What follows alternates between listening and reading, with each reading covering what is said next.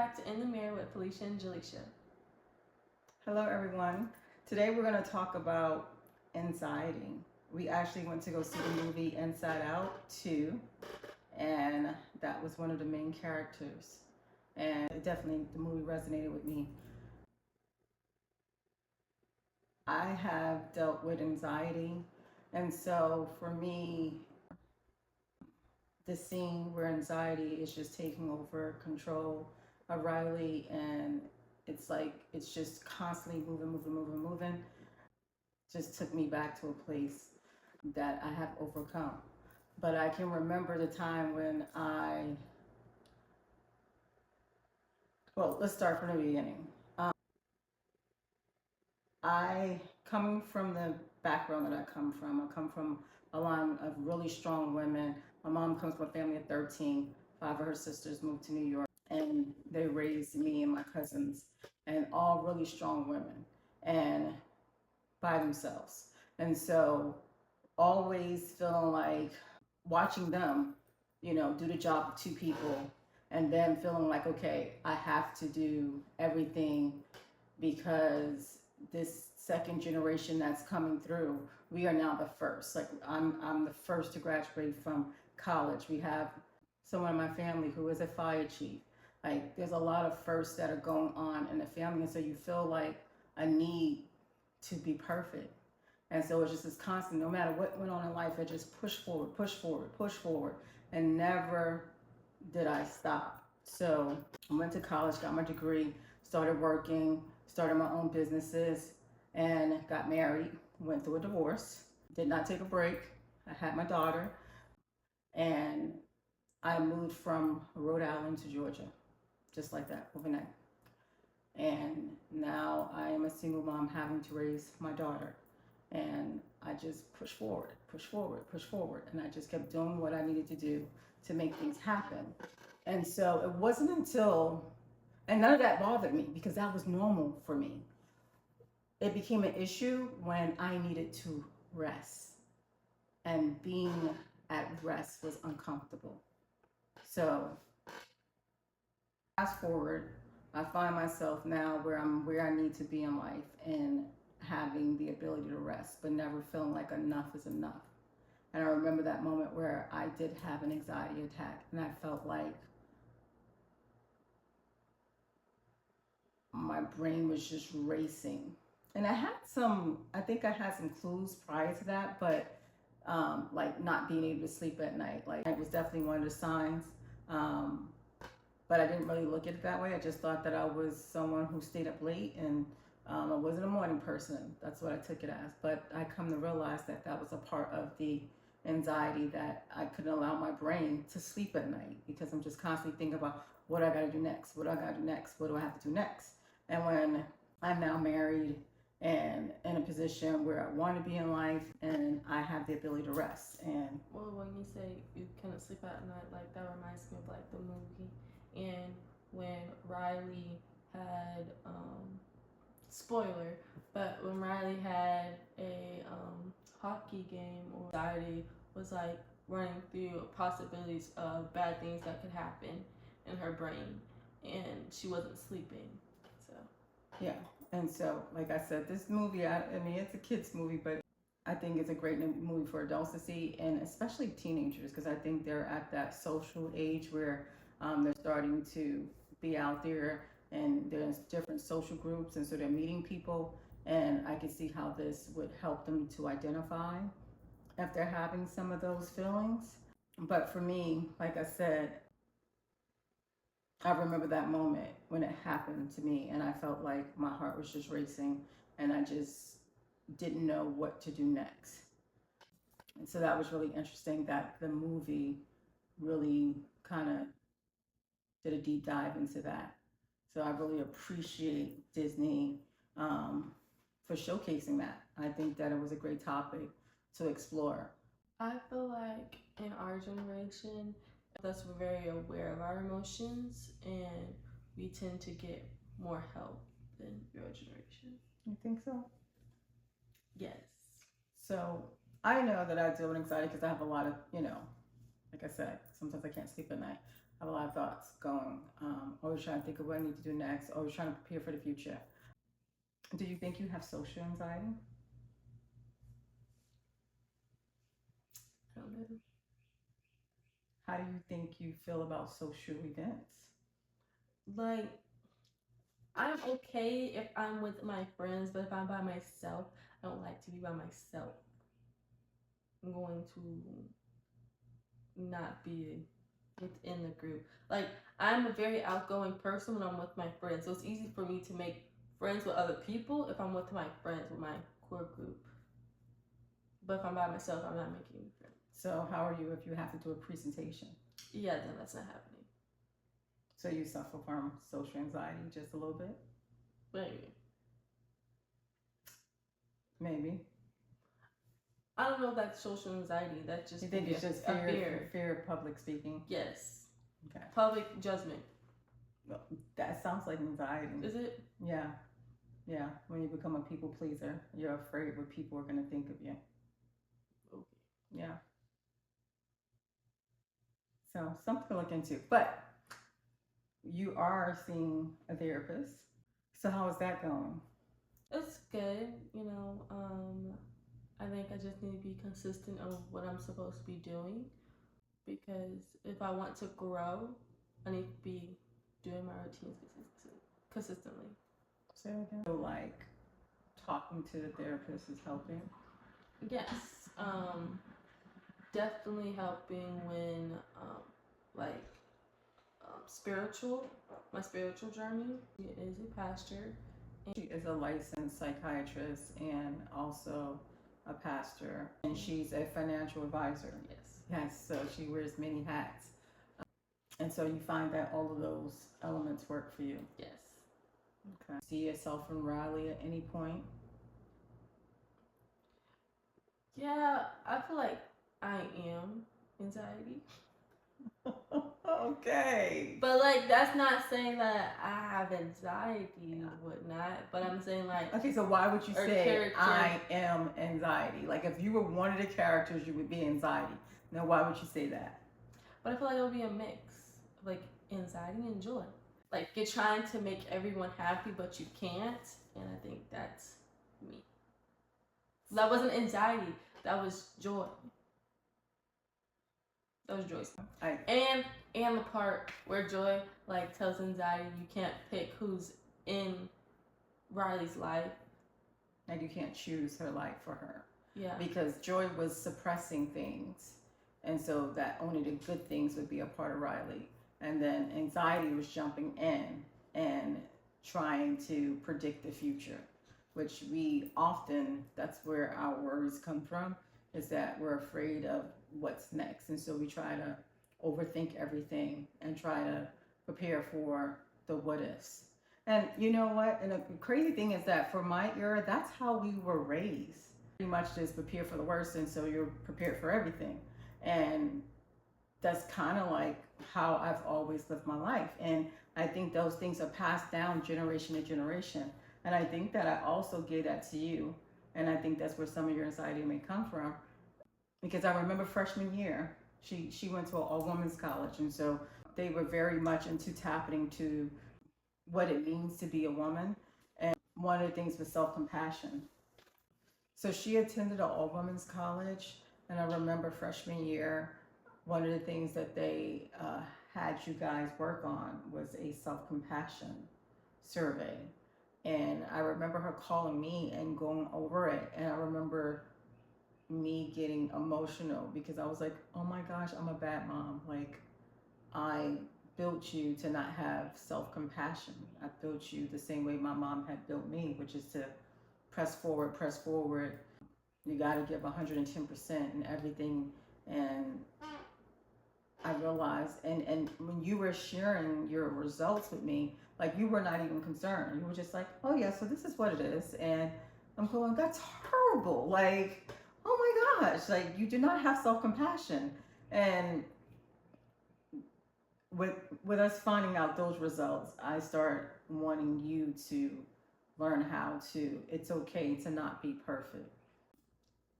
That reminds me of sophomore year. I was like, I choreographed a piece and I was very stressed about it, and it almost led me to drop out of school. And my mom was just like, it's okay, you know, you don't have to get an A in the class. And like that semester, like I wanted to get all A's. Like I was trying so hard, and I got all A's, but it took a toll on my mental health. Like it was bad. Yeah. I remember us going back and forth with that because I did in elementary, middle school, high school was like, you need to get A's, you need to get A's, we need to get scholarships. Like I was constantly putting that pressure on her. I came to college, and like I said, we took that exam. I kind of pulled back. I even pulled back on a little bit right before you went too, because you would have got a higher academic scholarship based on keeping a certain GPA level, and I didn't want to put that pressure on her, and so we took a little bit less, but she kept up the GPA anyway. We could have taken more, and come to find out that the university doesn't immediately take the money away from you if you don't maintain the GPA. They give you time to fix your grades so that you can maintain your scholarship. So it's not immediately, oh, you didn't make it this semester, we're going to pull it. And I thought that it would be that way. And I also thought it would be, you know, it would put a lot of pressure on her. But then she put that pressure on herself. And it was just like, it's okay. Like, focus on the classes that are less challenging, that you know that you're going to get an A in. And if you get a B in this class, it's okay. Language, definitely. I was like, if you pass, we are happy, okay? But those things were stressing her out because she wanted to maintain a certain GPA. And although you did you get, what did you get in Spanish? Did you get B's? I got a B the first year, and then I got an A the second year. Yeah, so she ended up getting, you know, she ended up getting great grades in that anyway. It was just the total stress out. And then we would do things over preparing, like we we took classes every summer. Oh yeah. Just in case. We're preparing that if you were to not do well in the class, that we could withdraw before it would affect your grade. And we did that to the point where we never had to use it. So senior year, she had to take on a second minor because she didn't have enough classes that were requiring her to stay for an entire year. She was going to end up graduating early. Yeah. And of course, she wanted to finish out the school year with her friends.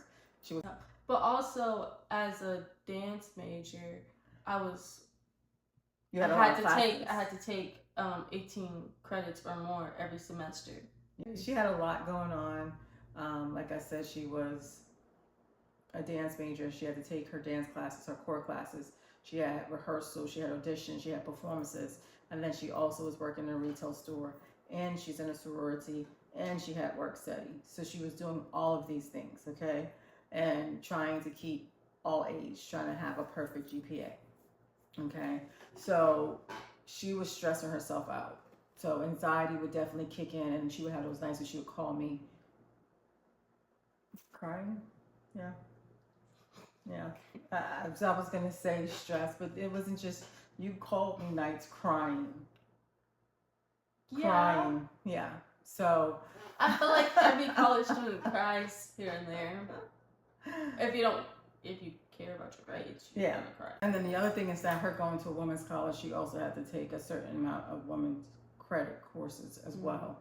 And so, but I love those classes that they offer for that, because it really made her develop herself as a woman and to have a sense of value and esteem that I think that is priceless. How did you feel about being at a women's college?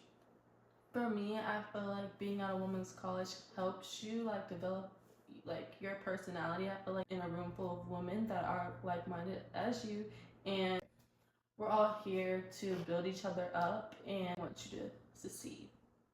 So you think it was a great sense of support? Yes. And so that is great for your mental health, is to have that circle of people that support you. And we talk about that all the time. So you feel like you got that at a women's college. Yeah. So, like I said, I've overcome my anxiety. Some of the things that I have done. So, the first thing was acknowledging that I had anxiety and then seeking help for that. So, I did start to go to counseling for that. And for me, I don't feel like it took a whole lot. But going through that process, like I said, for me, it counseling has never been like, oh, let's talk about your trauma, let's talk about what you've been through. It was really like a life coaching session for me. So it really taught me how to deal with different social settings and how it's okay not to be perfect, how it's okay not to have all the answers that I felt uncomfortable with before. I felt like I needed to know all the answers. I felt like I wasn't perfect if I didn't have all the answers. But now I'm okay with saying no. I'm okay with saying no, not interested. And that's not to say that I'm not a team player. I'm still a team player, but if something is totally outside the scope of what I do and I'm uncomfortable with it, I am okay with saying I don't know how to do that. This may be a better person to reach out to help you in that situation. I'm okay with saying that. And it takes some time for you to get there. And so some of the things that we have been doing, and I think we talked about this on a different episode, is journaling. And journaling helps a lot for me to get my thoughts out. That helps me sleep at night. So if I journal before going to bed, I'm able to get everything out of my head, and then I'm able to go to sleep. I also start taking magnesium. And there's a certain type, and so I will put that in the notes because one will make you go bathroom, but the other one helps with your nervous system, and it kind of just relaxes you so that you don't have the same anxious feelings that you were known to have. And not relaxing you in the other kind of relaxing way. Uh,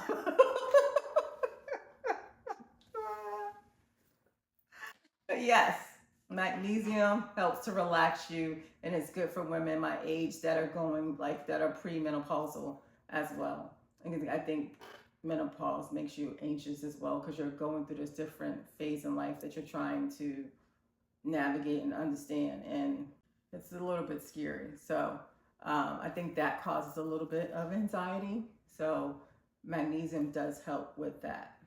I will put that in notes so that you guys will be able to benefit from using that as well. Let me say that I'm not a physician, so talk to your doctor and make sure that it's okay for you to try that before you go and do anything. I just know that it works for me, so I'm sharing what works for me.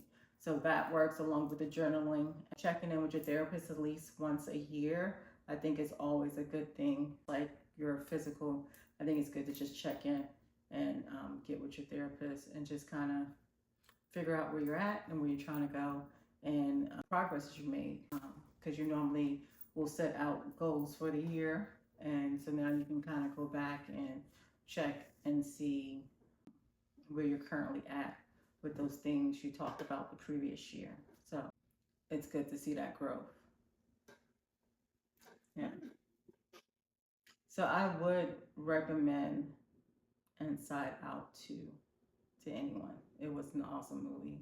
We're not getting paid for this. She dragged me out to it because I'm thinking, what? Really? You're 22. And she's laughing louder than the other kids in the movie. But no. Why is she laughing? Why are you lying? You were laughing it loud. Was funny. She was like knee slapping, no, laughing. No, it was funny. And, it was funny. But then she looked at me crazy when Riley was about to do something she shouldn't do. And I'm like, no. No, because like, I was laughing at the pouch. The pouch was funny. If you watch the movie, you know. The pouch was funny. Anyway, it was it was funny. Like, I'm thinking about it right now. It was funny. Okay. Like I said, she was laughing louder than the children inside the theater. But definitely a good movie to see. But I do want to end on this note. This channel is about overall wellness, and so anxiety was one of the things that we wanted to talk about, and just mental health. And generally, we want it to be an open conversation that we can have with our community. It is not a stigma to say that you have anxiety, or if you're dealing with any other mental health issues, it is okay to seek help. And guys, again, for coming back and joining us for another episode. Once again, this channel is about our journey as we are transitioning through different phases in our life, and it's about our overall wellness, and we want to share our journey with the world, and we're giving you practical tips on how we are navigating these phases in our life, and we're hoping that you guys will join us on this journey. See you next time. Make sure you follow, like, and subscribe.